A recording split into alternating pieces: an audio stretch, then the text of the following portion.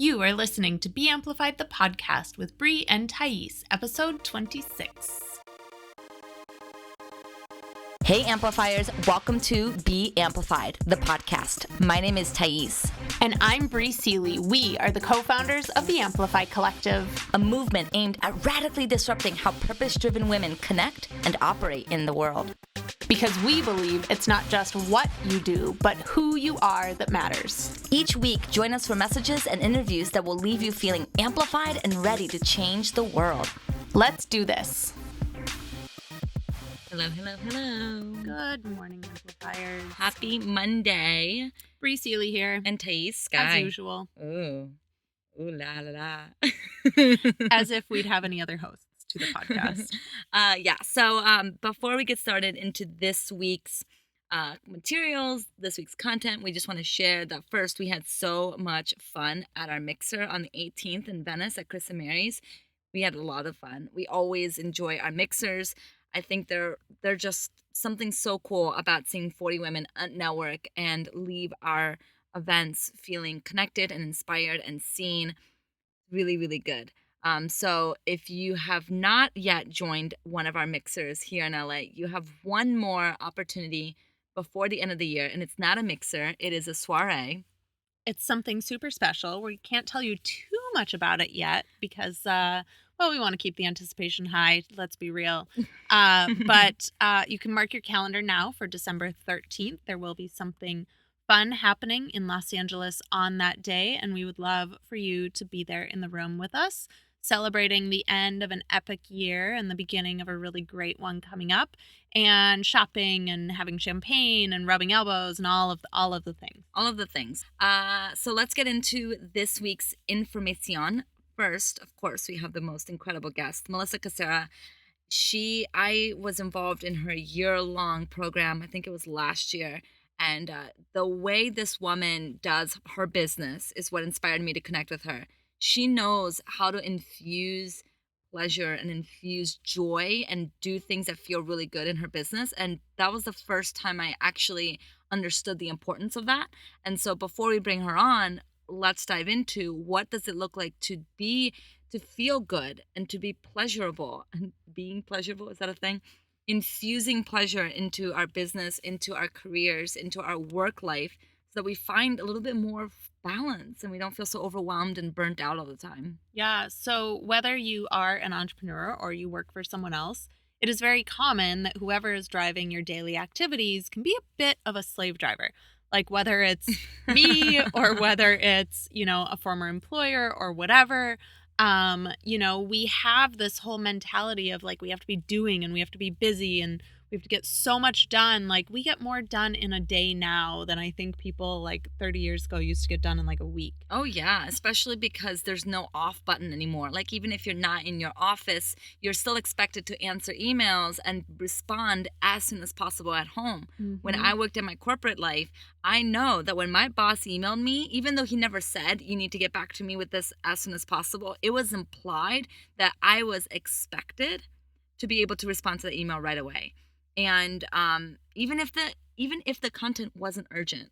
And I feel like in the entrepreneurial space, this sense of urgency invades all aspects of our lives. So I feel like everything's urgent. Do you feel that way, Brie? Everything's a top priority. Everything's urgent. Like red flagged. And what's crazy is we create our own deadlines. That's the crazy thing. So we have the opportunity to change our deadlines and to go with the flow of where we are. But no. We create self-induced stress by putting on these incredibly hard to meet deadlines. And then we berate ourselves if we don't meet those deadlines that we've created. It becomes this whole spiral of burnt out. It's just very, very, very painful. Yeah. So Thais and I both have started figuring out how to infuse more pleasure and be less hard on ourselves and really find that joy, like she was talking about earlier, in every aspect of our businesses, because there are going to be things, as an entrepreneur or an employee that you're going to have to do that you're not exactly going to love. And if you feel terrible doing them, it's only going to compound the issue. So how can you get into a place where you're being or feeling great even if you're doing something that you're not necessarily jazzed about? Well, and the point is, even as an entrepreneur, I mean, we wear so many hats. And while we're in a place where we may not be able to, or even have the desire of giving this task to someone else, it's important that we find a way to navigate these tasks and feel good doing them, even if we don't necessarily enjoy the task.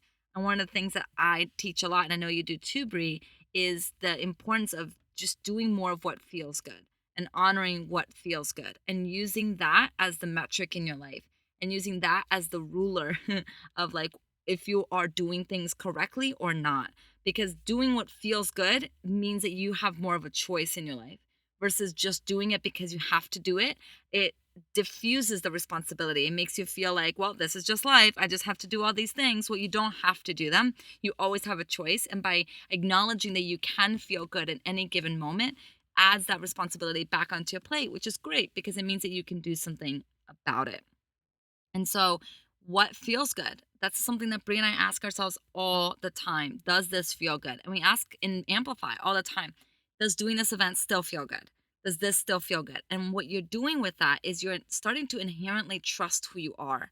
You're starting to inherently trust your needs. And this trust of who you are, this trust of your emotions and trusting your needs is absolutely what has revolutionized my life and has allowed me to not be so caught up in the cycle of binge eating and anxiety and um, shutdown mode. Is because when you start honoring who you are and you start asking that question and then saying yes and answering that question, you start to trust that you actually have needs that are important. It's not just other people's needs are important, your needs are important. So, what happens then when you are either working for yourself or someone else and you do have a task that like literally has to be done and you don't want to do it? One of the things that I do is I kind of trick myself into being in a happy place so that when I'm doing whatever it is I'm doing, I'm at least doing it from a place where I'm like joyful. Yeah. And so one of the things I'll do is take a quick break or, throw on some great music, do a little quick dance party, cuddle the cats for a few minutes or, just really kind of get my endorphins, my like happy juices flowing. And then I feel like I can tackle whatever task it is and at least feel good on the inside, even if I'm doing something on the outside that I'm not super excited about. When Brie and I have talked a lot about how your energy and who you are is more important than what you do. We've talked about that high vibe life. You know, we've talked about how bold actions can often feel uncomfortable. It doesn't necessarily, quote unquote, feel good, even though it does ultimately feel good that you're busting through your blocks and you're crushing your upper limit. In the moment, it could not feel good. And so we acknowledge that there is that dichotomy. And just like what Bree said, it's important that you look at, okay, I know that calling this individual is going to be key to upleveling my life and my business. It's uncomfortable. So how can I be the woman who finds success in this phone call?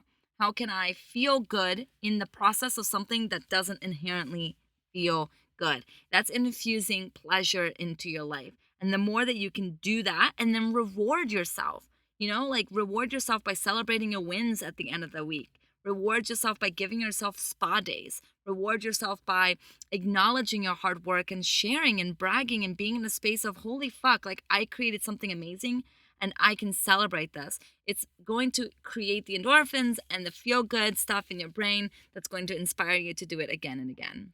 So, speaking of spa days, this was something I also wanted to mention, especially as entrepreneurs. We don't give ourselves breaks enough. Like, we don't give ourselves day offs enough. Like, last night, I was up until 10 p.m. working. Like, it's a Sunday night. I should not be working on a Sunday night. But I like to try and find balance. So, like a few weeks ago, Thais and I took off on a Wednesday, like just took the entire day off and we went to the spa and sat in the hot tubs and took naps on the jade floors and all of the things because it's so important to have that pause.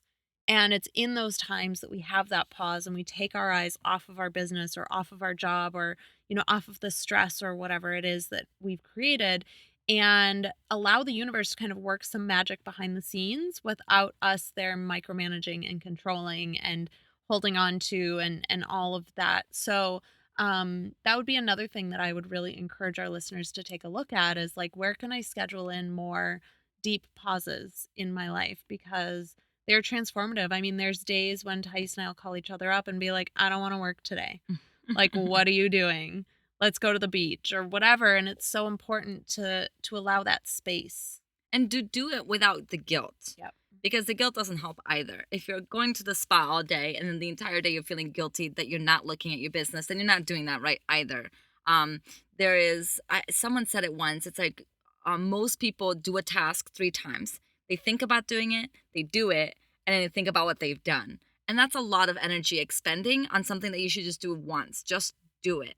And so when I'm disconnecting from work in any capacity, I've removed guilt. I've consciously decided that guilt is not going to play into my life because it's not a feeling that's going to drive me into action. Guilt doesn't inspire me to open my laptop at 10 p.m. to work. You know what does? A passion for what I do. That's what inspires me, not guilt. Guilt doesn't help. And so I've dropped that shit. Like, I've just been like, you know what? I'm not going to feel guilty for this because while I took off that Wednesday, I worked all Saturday. And that this is just what it looks like. The balance of my life is I will take off a whole Friday and spend a day at the yoga studio and drinking green juice and hanging out with friends. And then I find myself working on a Sunday evening because I want to be prepared and caught up for the week. I mean, it's just what it looks like to be an entrepreneur and to call your own shots. And there's some glamour of that. Of course, when we take a picture of us by the poolside on a Thursday morning, it can elicit feelings like, oh, like she lives such a good life. But what you don't see is the times that Brie and I stay up till 1 in the morning or midnight, working on something. And that's just what it looks like. And so while we don't glamorize that life, we are calling and or inviting you to consider that you don't have to feel guilty for it. You can infuse more breaks. And I love what you just said, Brie, about the pauses, the breath, the sacred pause. Really, it's what it is, that sacred space between the you and the worker you. No matter what that looks like in your career, in your entrepreneur life, giving yourself that space to be just proud of who you are and proud of your accomplishments. And like Melissa says, give yourself pleasure breaks and be in the space of infusing more good in your life. You'll be amazed at how much more energy you have to show up. Would you talk about quickly, because speaking of that pause, like, isn't there is something in yoga about that pause between the inhale and the exhale? Yeah, well, so in the yoga tradition, we cultivate a lot of breath work or pranayama. Prana means life force. And so in the yoga tradition, they equate breath with life force, which makes sense. If you don't have breath, you can't live very long. So pranayama is the art of managing and looking at your breath. And it's a very beautiful part of yoga that says that when you take a breath and then you pause between the inhale and the exhale, your brain actually is silent. Like everything is silent for just that split second before you take that exhale and then you pause again. And that pause holds the whole art of yoga. The whole art of creating space in your life is in that breath, is in that pause. And so the more that you can infuse that pause in your life and take a moment to be in complete silence and reverence for your life that you've built, that you've created, then you can really start to infuse less reactionary impulses when things are hectic and when things are crazy and people are yelling at you and you're not getting the results that you want. That's when that sacred pause is all the more important. They say in yoga that the art of yoga begins when you want to get out of the pose, right? Like right when you're like, okay, I'm done with this warrior too. Like I'm really done with it, and you want to get out. That's when the practice of yoga begins, because that's your opportunity to slow down and to invite yourself to deepen the experience of the pose and to really see what you're capable of. And so I say the same in life, right? Like right when you want to give up the most in your life, that's when you need to hold on.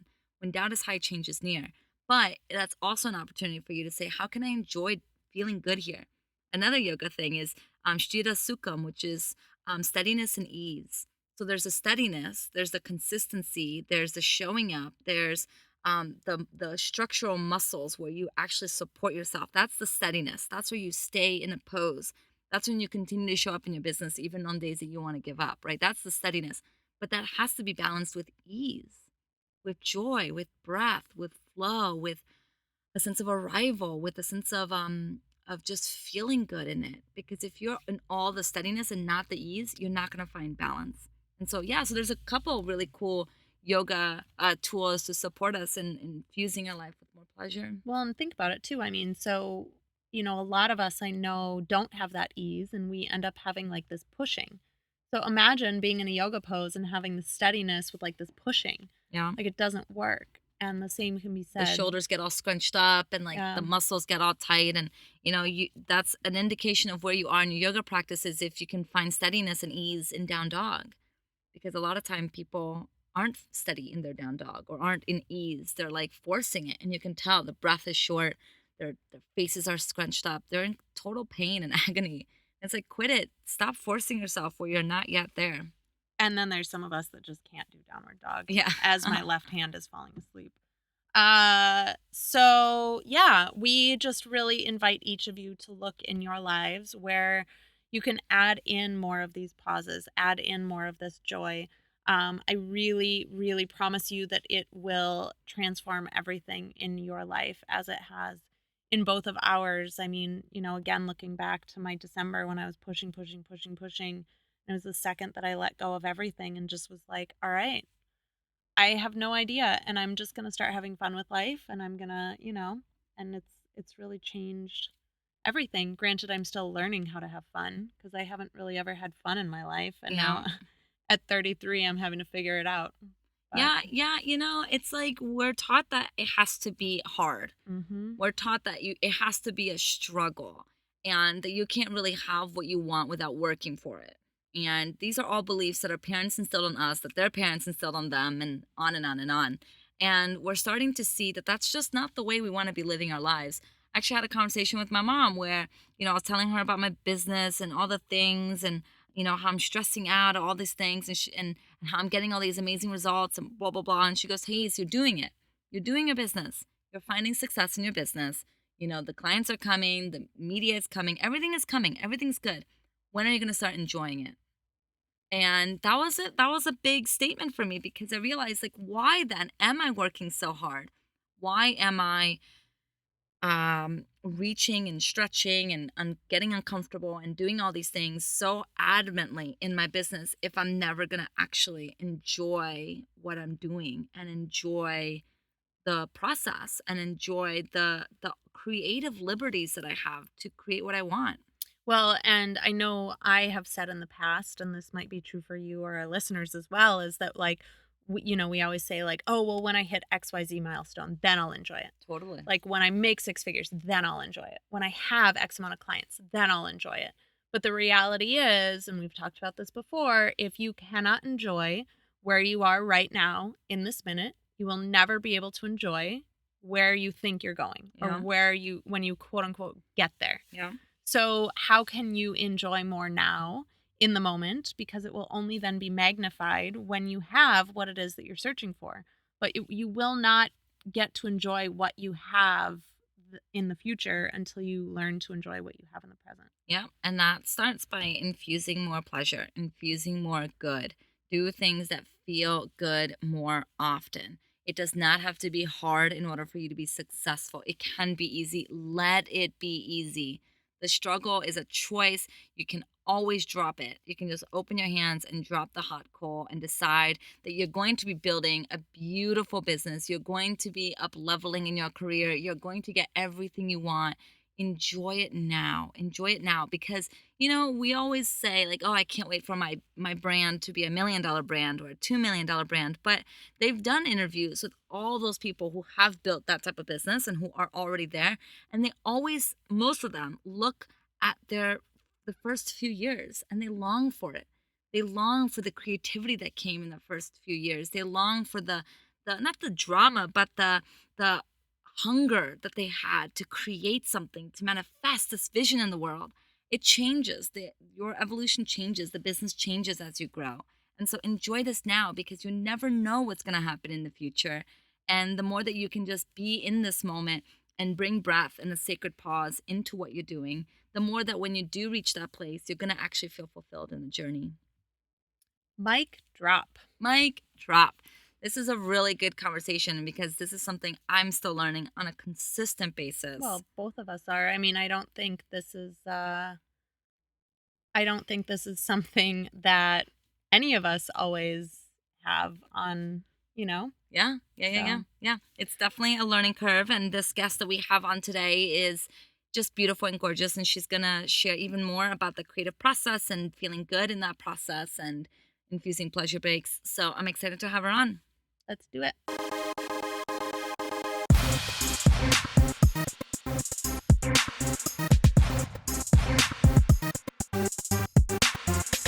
Yay. I am so thrilled to have Melissa join us today. She is a dear friend, mentor, and just brilliant, badass woman. And I know you listeners are going to get so much good shit from Melissa.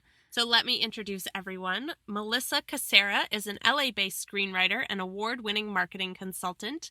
She was named one of the nation's top personal branding experts by Huffington Post, and her insights have been featured on NBC, ABC, CBS, and Fox News, as well as in Glamour, Redbook, Fast Company, and Forbes. Woo! She's the creator of an online trading program called Obsessed that helps business owners, writers, and entertainers build raving, obsessed fan bases. Welcome, Melissa. Thank you for having me. I'm so excited to be here. Oh, you are more than welcome. I am excited to get into this conversation. So the way we like to begin all of our interviews is to ask you, what does it look like for you to live an amplified life? Such a good question. I think for me, a lot of it is just infusing as much pleasure into everything that you do as possible. And I think that stems from many years of kind of slogging along and doing things in perhaps the most least pleasurable way that you could do them. And now I just have a real, passion for doing things that feel right internally, intuitively, and just using pleasure as my compass for life. And so that goes really with anything, but I would say it shows up the most in work, where, perhaps I used to do things just in order to be successful or, to make more money or things like that and be driven in that way. And now I'm much more driven by a pleasure center, which feels amazing. And that's how I love to amplify life. Well, we love to feel good. Like that's absolutely some of our guiding forces as well. So I'm curious to know, when you were in that place of not feeling so great about life, what was it that helped you make that shift from being guided by maybe say pain to now being guided by pleasure and making that the predominant feeling and predominant force in your life? So I think it was a couple of things, but the main thing that sticks out to me right now is kind of tuning out a lot of the noise and advice that's out there, which probably is totally counterintuitive to like what we're doing here today or what I do in my business, because I'm an advice giver, right? So I totally get that that's, it's like, well, you give advice and you're saying don't listen to advice. I think though, when I say that, it's a little bit more about, certainly you can't tune out all of the information and all of the advice out there. And I think that a lot of it is great. And I think it's well-meaning. I do think, though, that we often get caught up or addicted to learning. Yes. As opposed to being more addicted to action. Yep. And that preach.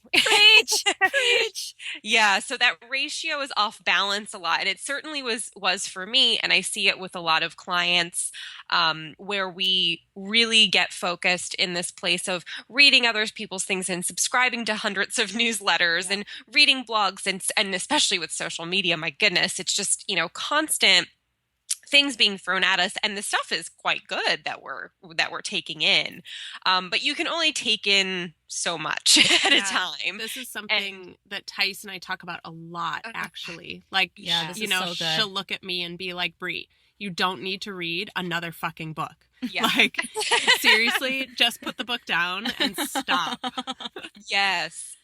And, and I also can see it sometimes as a vicious cycle. And I went through that too in a period of my life where, I almost call it like being quote addicted.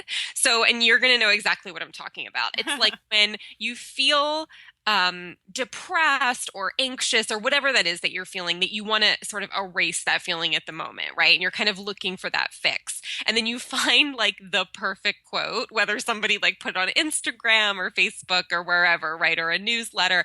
And then you're like, oh, that quote is just magical. And I feel so much better. And then how long does that last, right? Yeah. It's like a drug. It's like shooting heroin. And then it just, goes away. And then you're like desperately seeking for that new quote.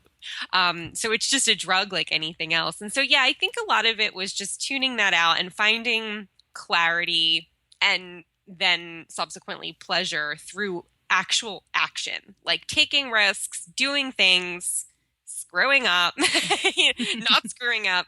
And that's where, a lot of that came from, was just being able to finally tune out all of the noise and advice and just like find my own path and journey. That's so beautiful. And I think for me, one of the biggest shifts in my life was when I stopped reading books, because I'm a Gemini. So I am so into information and taking in everyone else's stuff. And it got to the point where, one, I wasn't learning anything new. And two, the energy of which I was reading was from the place of, I don't know enough. Someone else must have the answer. Yes. And when I stopped, so it's not that I don't read books anymore. It's just I changed the energy. And now I read books from, as a place of remind me the truth. Because we always need that reminder. But I am not placing my power onto somebody else. And so I just love that you mentioned that. I think that's so relevant to everyone who's listening. Awesome. Yeah. I agree. And I do the same thing with books, although I do read a lot of books, as you mentioned, but most of my reading time is either fiction, like just purely like for fun. And also, FYI, for anybody out there that's a writer or a business owner whom needs to communicate and write, or if you work for somebody and need to do that, fiction is way better than nonfiction anyway. Because there's such a more beautiful narrative that's spun through any fiction. And so if you want to be a better writer, even if you want to write like better emails or texts or something, read fiction. I see a lot of people stay away from that. And I'm like, no. Like, you might think that that's just frivolous, but it's absolutely not. Soaking in really excellent narrative makes you a fabulous writer and communicator. So I'm a big fan of fiction myself for that. And also just like general psychology books. Like, I like to read about like psychopaths and cults. That's how Melissa and I bonded. We spent the whole lunch talking about our obsession with cults. Oh my God. Yes, like every cult book. Yeah, I mean, I found, especially like you were saying with the nonfictions, or with fiction, and is that the whole conversation around the art of storytelling, and that really the most powerful way to get through any message is by telling a story and by getting people to connect with it on that really human kind of emotional level. Whereas reading, of course, a nonfiction book may or may not give you that element of storytelling. I mean, one of my favorite nonfiction books is also a cult book, which I love, and it totally tells a story, but in a different way. Like, it tells a story in a very factual, matter of fact kind of way. Whereas, fiction will give you more of the details and the painting the picture, and which is much better in terms of communicating with someone than just stating the facts. Yeah. Yes. Preach. Well, the reason I connected, or the how behind how I connected with Melissa, is that I'm fucking obsessed with her writing. I mean, Melissa, you have such a beautiful way of translating these big concepts into these juicy tidbits just through your writing, and you make it feel so relevant and so like, yes, this is me. And I joined her Obsessed program because of that, and I got so much from her. And so thank you, one, for sharing your gifts in such a unique way. And how did you get into that? How did you learn how to tell story and how to get people, relate to people in that way? Because you do it so beautifully. Thank you. Well, I mean, I've always enjoyed writing. Like, I used to write soap operas about my classmates in 5th grade, like legitimate soap operas, and I got in big trouble And then That's I didn't hilarious. like write again until I was in my 30s. Write fiction anyway. I wrote quite a bit of nonfiction. Um, but I think a lot of it, honestly, is just practice. And I wish I had like a better, kind of a response to say, read this or do this particular writing exercise. But I find that's really not true. It's mostly just practice. And now that I'm a screenwriter as well, it's really interesting because it's honestly the same thing there. What I find really separates screenwriters who are paid and have like work it as a career from the aspiring screenwriters is just the fact that the pros are actually putting in the time. So they're actually sitting at their computer for 8 to 10 hours a day and like writing or researching, or editing. Like they're really in that space and they allow themselves to be messy. And I think that that's, actually that might be a good point for us to talk about is the fear of being messy. I think a lot of folks want the right words to spit out on the page. And when they don't, they shut down. And that's why writing can feel like such a chore for many folks. But I will tell you that as a professional writer for many years, it all looks like a mess. My mess looks like your mess. It doesn't come out of my brain in any pretty manner at all. It's just a big, hot, like mess. Even this morning, I was talking to one of my producers on a new project that I'm doing, and we had to break down, we're adapting a book for a movie, and we're breaking this down, and oh my God, it's a total mess. I had like so much, I'm like, wait, I forget where the act break is. It was just like, it's all over the place, because it has to be a mess in order for it to not be messy, right? You have to get it all on the page, and then you start to kind of course correct and fix it from there. So I think I think perfection paralysis is something that's so real. I mean, we all want it to look, like the perfect Instagram feed every single time, and life just isn't like that. So I love their that life is like that, right? The people with Instagram feeds. I read actually a hysterical article from the boyfriend or husband of a popular Instagrammer who like she was I think one of these like health like grammars like that post like all of their beautiful meals and things. And so her boyfriend or husband wrote an article about like what an average day looks like in their life, and he's like, we wake up and I'm startled because my lover is standing above me like pointing her camera down trying to catch the perfect like photo in the morning of me and the dog snuggling. And then he was like, and then he's like, I wake up and I'm starving for breakfast, but I had to wait 3 hours for her to make this thing and then stand on like a high ladder and shoot it from above for the perfect lighting. And then he's like, and then by the time I got to eat it, it was a cold, sloppy mess. And it was so funny. Yeah. The reality of that is that that's not like happening real time as we see it. It's all an illusion. And just like writing, it takes those people, hundreds and hundreds of shots to get that perfect shot. And even then they're probably editing. Yeah. It's planned out ahead of time. So it's really wild.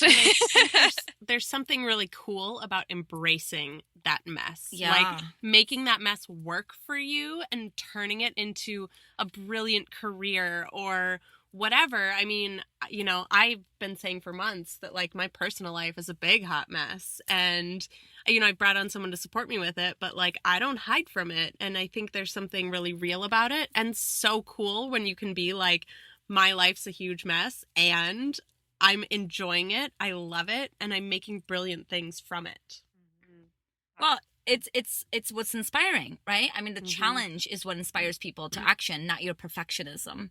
And I think we so often forget that. And embracing the messy is so beautiful, such a beautiful call. Thank you, Melissa, for sharing that. And part of embracing the messy is being committed to your craft even when you're not inspired. And I would love for you to share a little bit about that, because I love Elizabeth Gilbert wrote in Big Magic how she doesn't wait for the muse to hit her, she just writes. And when she writes when she commits to her writing and the muse finds her at her table writing, that's when she gets her greatest inspiration. And so I would love for you to share, like, what do you do when you're not feeling inspired and you're not feeling creative and you're not feeling like doing what it is that you're doing? How do you kind of keep going on?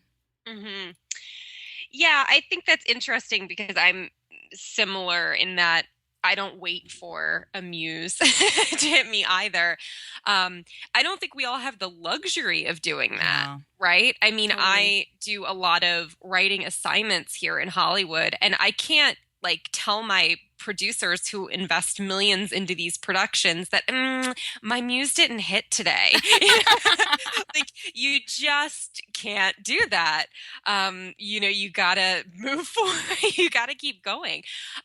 For me, I'm not a huge fan of slogging through things, as I mentioned earlier. So I don't want anybody to feel like you just have to like sit down and deal with it, right? Because that's like, I think that is a tough love approach a lot of folks take, and that can feel quite horrible for people.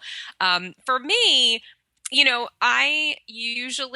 I can do things to try to get myself in the mood. So I think just like in anything in life, when you're trying to get in the mood, for me, that's like setting up my workspace in a beautiful way and making sure that I have a delicious fresh latte and probably some kind of music that inspires me playing in the background. So or sometimes I just change my environment altogether. I usually write much better when I'm not in my actual office and getting distracted. I'm better if like I go to a coffee shop, especially one that has no Wi-Fi. So do things like that, that can, jolt me into it. But sometimes there are days when I'm just like, I am not feeling it, but I have a deadline. So guess what? I don't have that luxury really ever to say, I'm not feeling it today, I'm going to take to my bed. So what I will do instead is I just get into it. And what I'll do is I'll just say, okay, I'm going to give myself about 20 minutes to just get into this project. And if after 20 minutes, I still want to like scream or, just do anything but this, then I'll give myself some time to go do something else. Like then clearly I need to go to the gym, or I need to, go to a movie or whatever. Like I need to get away and then step back to it. But I would say probably 90% of the time when I do that, after 20 minutes, I've forgotten all about not being inspired, and I'm just like in it, and I'm like going and I'm feeling it, and it's just rocking. And so I think overall too, just for everybody listening, and I have to remind myself of this lesson, is that when you're an entrepreneur or writer, whatever you're doing, you're not going to feel it all the time. Like no one does. I don't care who you are and how successful you are. You are not feeling it and passionate about what you do every second of the day. And to me, what really makes someone successful is how they navigate the dips and slumps that come through any career or any type of business or life or relationships or anything, right? That's what really matters, because it's never going to be this even keel, perfect, totally inspired situation all the time, as much as some like self-help books might tell you that. That's just reality. And I feel like we're least passionate during launch. Like once we're launching it, we've already done so much back end work for this project that during the launch period, at least that's what I found, that's when I'm like least inspired by my work, and the more motivated I am to put it out there because I have done all this work and I'm really committed to being of service. And so I love that you're saying this, because I think it's going to give so many people permission to not always be obsessed with their work, and that being okay.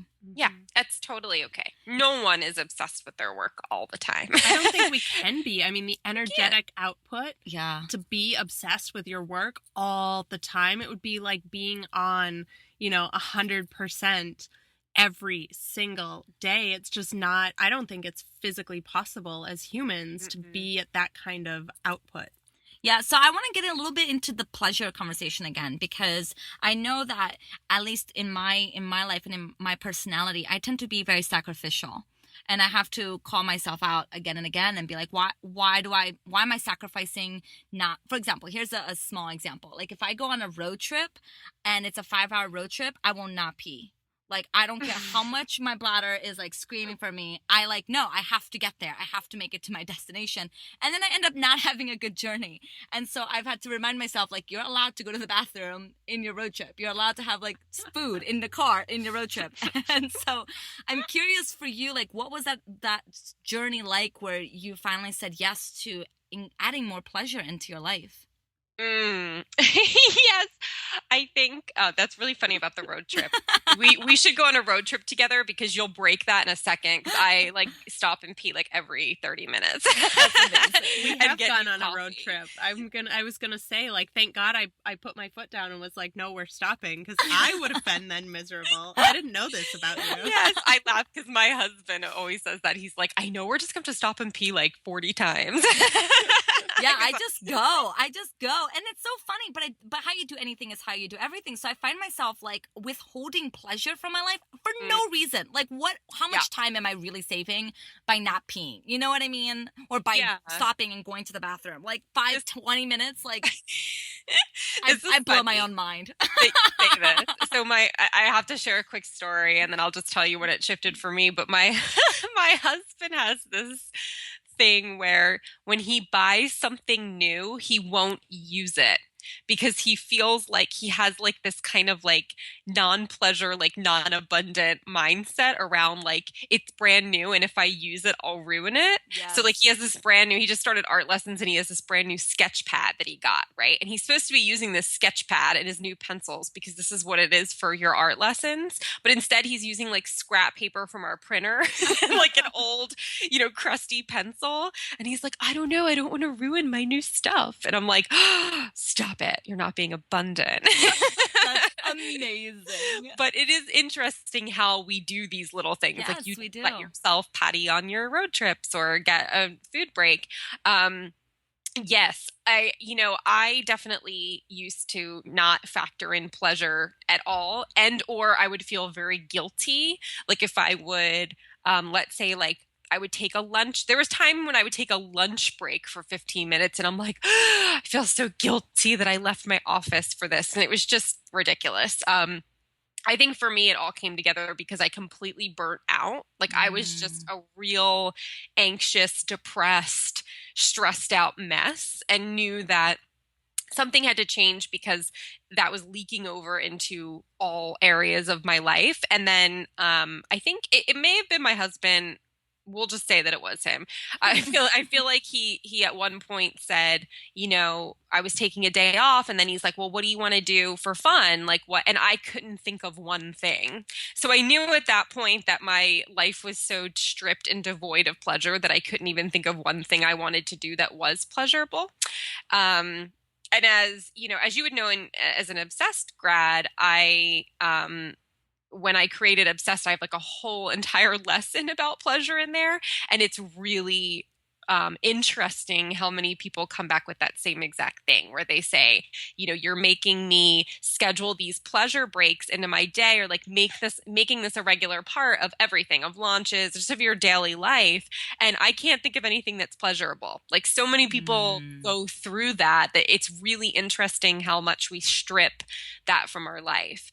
So for me, it was just kind of getting back to that place and realizing that it belongs in my day because then I can't show up fully for my husband or for my clients.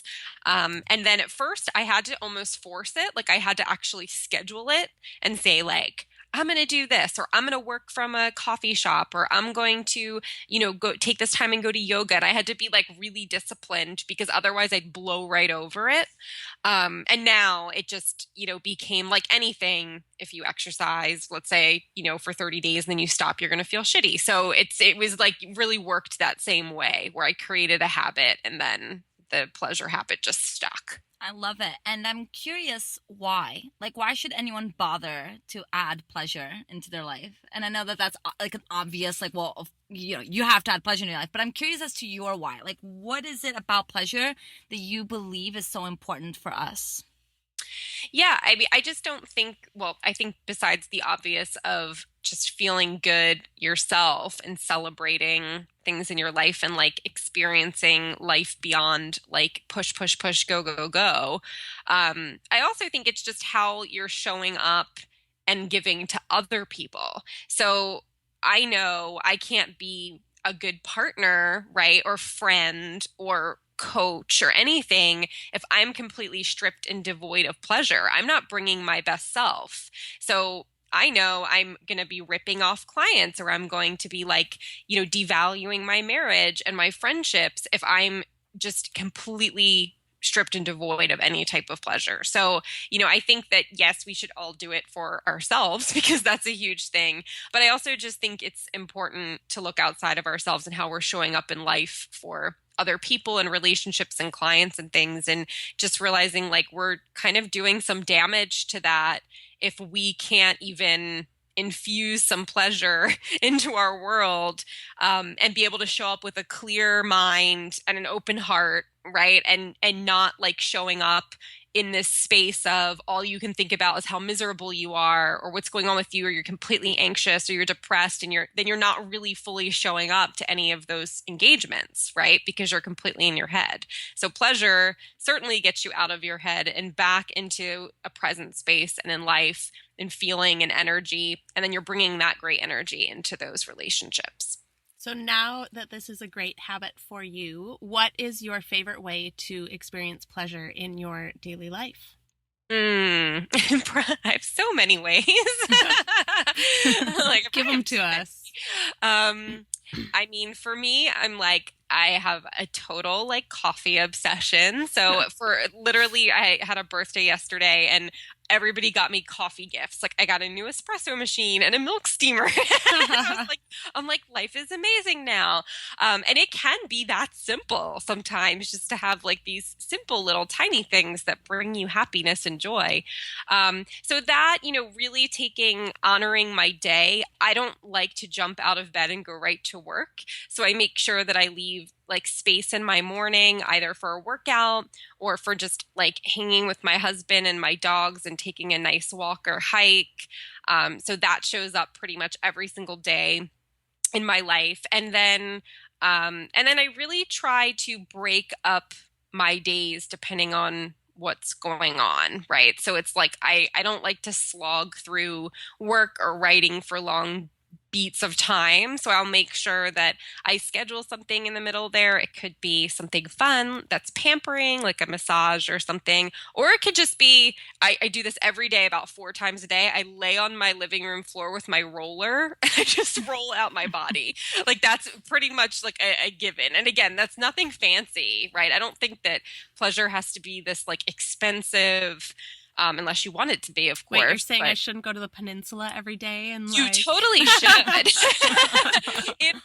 If that's what you want to do, you totally should. I completely advocate. But I know I get that feedback a lot from people, or from people that have learned like pleasure exercises from others, and they always say, well, it's not fair because I don't have money to get massages, or I don't have this, and I completely understand that, so in that case, or really in any case, like we should be able to find pleasure in the more simplistic things, like a good cup of coffee, or like laying on your floor and staring at your ceiling.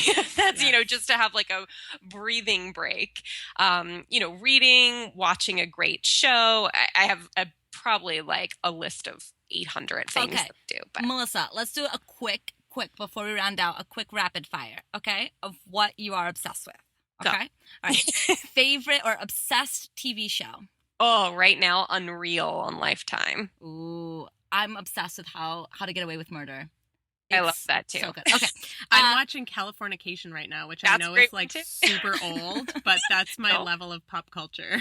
So good. They're all good shows. Okay. Obsessed fiction book. I think probably Girl on the Train, which they're making into a movie as well. So never heard of it. Yeah, never heard of it. What? Read it. Write it down. What is it again? Girl on the Train. Okay, writing it down. Okay, obsessed movie. Ooh. Well, this is an oldie, but my favorite movie of all time is American Beauty. Really? I could, you know what? Now I can see that. I can totally see that. That's a good You know? one. Do you have one? Obsessed something? Color. Obsessed color. I love like a turquoisey teal blue. That's Thais's color. Yeah. Mine is magenta. I literally just ordered a magenta couch yesterday. Ooh. I know I'm going bold.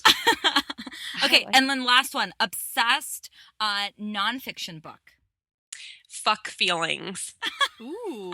I'm gonna. It's amazing. It's like now this we bright, both- sunny cover. It's like all yellow and then just says fuck feelings. It's the most hysterical thing. It's like a legitimate psychiatrist. And then his daughter is a improv performer at either UCB or Groundlings. I don't know which one, but she's like a comedian, you know, and then so he wrote the book and then she changed it all into like comedy. Oh my God, I that love sounds it. awesome. Yeah. So Thais and I are definitely getting both of those on Kindle and reading both of them. Yes, we are. Awesome, Melissa. Well, thank you so much for being on our podcast today. We've had so much fun hearing, from you and your brilliant insights. And for those who are obsessed with you, where should they find you?